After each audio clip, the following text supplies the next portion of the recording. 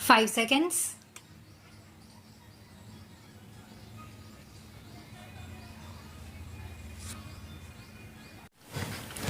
The Industrial Policy Resolution of 1948 was good so far as it went, but unfortunately the spirit of it could not be understood or appreciated by the common man in this country.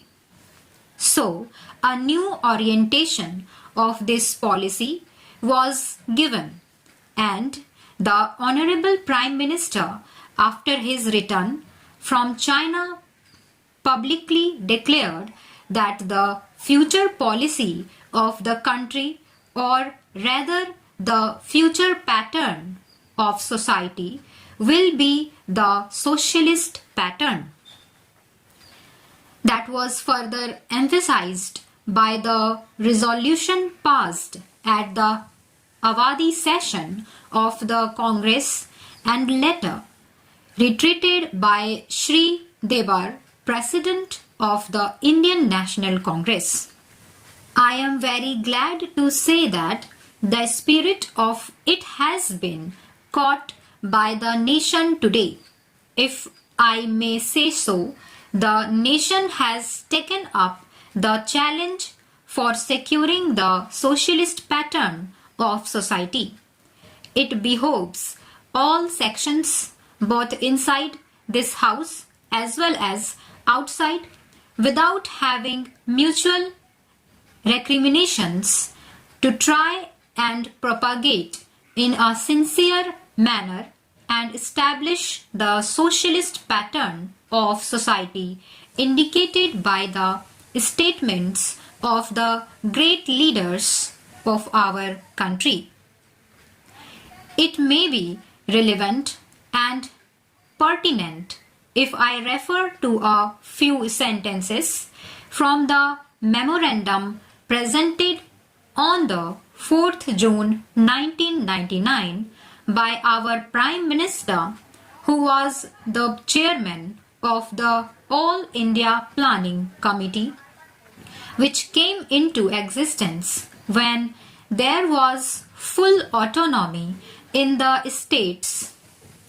On pages 39 and 40 of that report, he stated, "It is clear that the drawing up of a comprehensive national plan becomes clearly an academic exercise with no relation to reality unless the planning authority or those to whom it is responsible are in a position to give effect to the plan. If this authority is powerless or circumscribed or restricted and has limited activities, it cannot plan. An essential prerequisite for planning is thus complete freedom and independence for the country and removal of all outside control. This implies that the country possesses in itself full sovereign authority to take any measures, adopt any policies, and form any relations with other countries as may seem best to its governing authority in the interests of the country and its people. National independence is thus an indispensable preliminary for taking all the steps that might be found necessary for carrying out the 5-year plan in all its various aspects through the whole country. At the present moment, it is clear that not only have we in India no national independence, but we are hedged in and obstructed by numerous restrictions limitations, safeguards, and reservations which block the path to planning and progress. Our plan for national development must therefore be drawn up for a free and independent India. Thanks to the sacrifices made by millions of our countrymen and countrywomen under the leadership of the father of the nation, Mahatma Gandhi, we have today secured complete sovereign political independence at a time when the nations of the world were engaged in the bitterest struggle using all the weapons of destruction.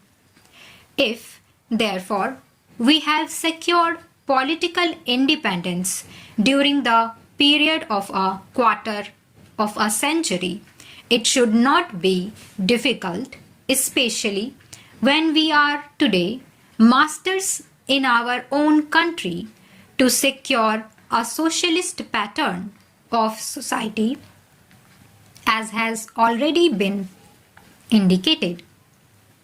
But it requires the assistance, the propaganda, the active work of all those who are interested in this.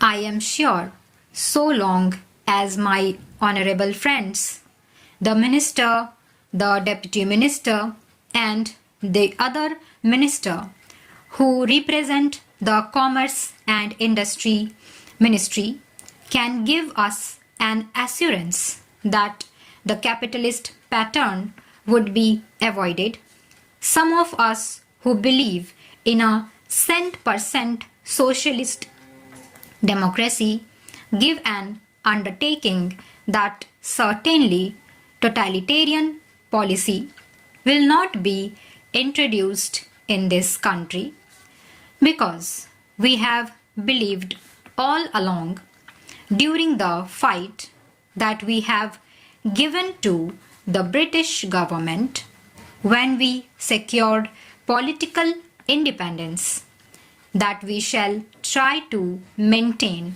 democracy undiluted and a socialist democracy at that.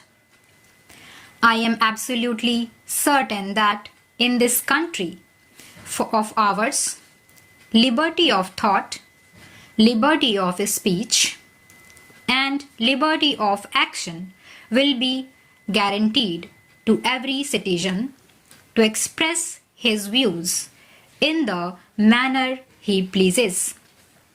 I therefore assure my honorable friend that so long as we do not, in the grab of a socialistic pattern, support a capitalist system, India will stand 100% for a socialist democracy.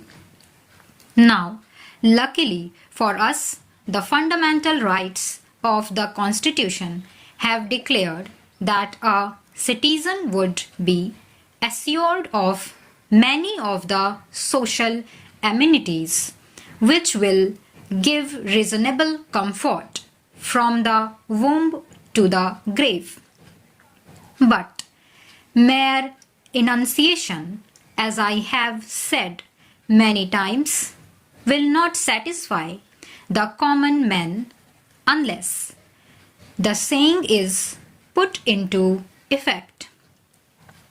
I am absolutely certain, therefore, that so long as there is a determination on the part of our countrymen, we will be in a position to secure a socialist pattern of society. It is not even possible to draw up a plan on any other basis. Stop.